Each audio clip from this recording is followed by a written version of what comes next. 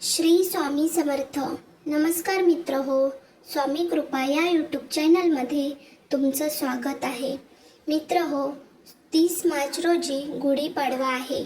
या निमित्ताने गुढीपाडव्याच्या मुहूर्तावर असे काही उपाय करायचे आहेत की त्या उपायाने आपल्या आर्थिक अडचणी दूर होतील आणि घरात सुख शांती लाभेल.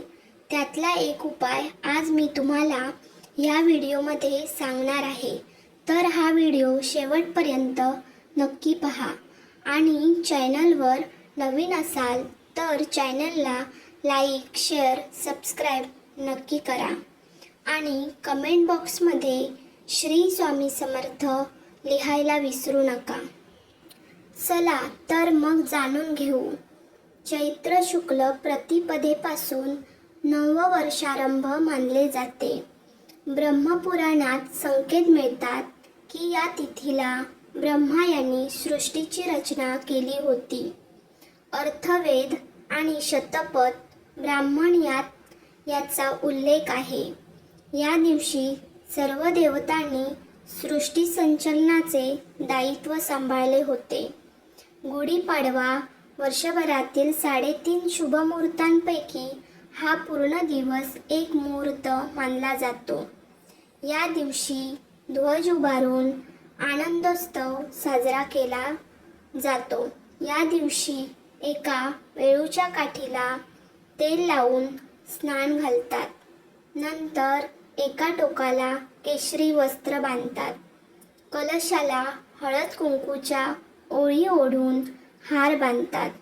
नंतर कलश उपडा ठेवून काठीला आंब्याच्या डहाळा, कडुलिंबाचा पाला बांधतात. या प्रकारे गुढी उभारून वर्षभर सुखात जावो अशी प्रार्थना करतात. आता एक उपाय जो आम्ही आपल्याला सांगणार आहोत तो लक्ष देऊन ऐका की या दिवशी अजून एक काम आणखीन कोणते आहे जे केल्याने वर्षभर घरात सुख समृद्धी नांदते. धान्य अन्नाची कमी भासत नाही. भंडारगृह भरलेले राहतात आणि घरात आनंदी वातावरण राहतं. आपल्या सर्वांना माहीतच असेल की या दिवशी कडुलिंबाच्या पानांचे किती महत्त्व आहे ते. म्हणून सर्वात आधी तर कडुलिंबाची पाने खाऊन दिवसाची सुरुवात करावी. नंतर गुढी उभारल्यावर विधिवत पूजा करावी.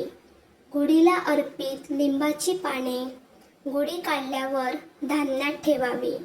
याने धान्यात कीटक लागत नाही आणि वर्षभर घरात भरभराटी राहते. देवी अन्नपूर्णा प्रसन्न राहते आणि धान्याची कमी पडत नाही. तसेच कडुलिंबाचा उपाय म्हणजे पूजा केलेल्या या पानांतून केवळ 2 पाने तिजोरी, गल्ला किंवा आपण पैसे ठेवत असलेल्या ठिकाणी ठेवावे. याने धनात वृद्धी होते, आर्थिक अडचणी दूर होतात आणि वर्षभर पैशाची चणचण जाणवत नाही. आर्थिक समस्या दूर होतात. मात्र तिजोरीत ठेवत असलेली पाने पूजेत वापरलेली असावीत. झाडावरून सरळ तिजोरीत ठेवल्याने लाभ होण्याची शक्यता नसते. तसेच या शुभमुहूर्तावर किमती वस्तू, दागिने इतर खरेदी करणे देखील श्रेष्ठ ठरतं. कारण गुढीपाडवा 3.5 मुहूर्तांपैकी एक असल्यामुळे या दिवशी खरेदी करून त्याची पूजा केल्याने घरात भरभराटी येते. श्री स्वामी समर्थ.